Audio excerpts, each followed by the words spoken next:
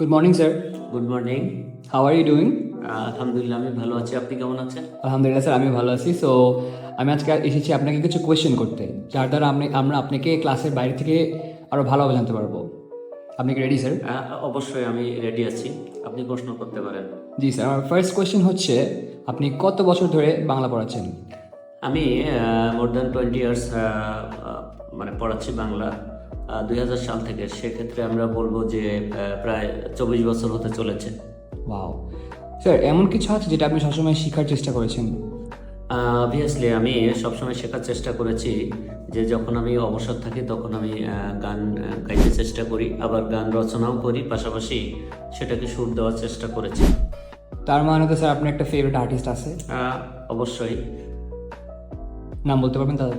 হ্যাঁ, অবশ্যই বলতে পারবো। আমি একসময় আব্দুল আলীম এবং আব্বাস চৌধুরীর গান শুনতাম।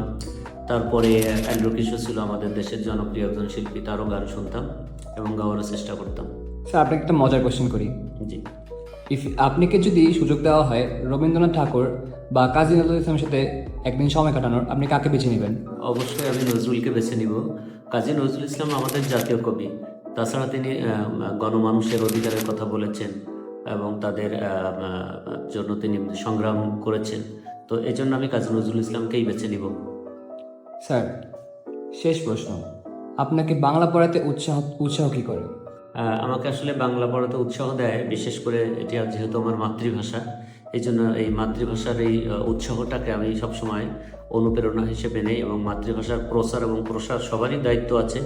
এই জন্য এই উৎসাহ থেকেই আমি মাতৃভাষাটাকে বেছে নিয়েছি এবং এটাই আমাকে অনুপ্রেরণা দেয় এবং আমার বাচ্চাদেরকেও আমি এটা শেখানোর চেষ্টা করি। বিশেষ করে যাদেরকে আমি শেখাই তাদেরকে মাতৃভাষা ভালো করে পড়তে, বলতে এবং লিখতে পারে, সে প্রসেসটা সবসময় আমি অব্যাহত রাখি। থ্যাংক ইউ স্যার, এগুলোই ছিল। আবার দেখা হবে স্যার।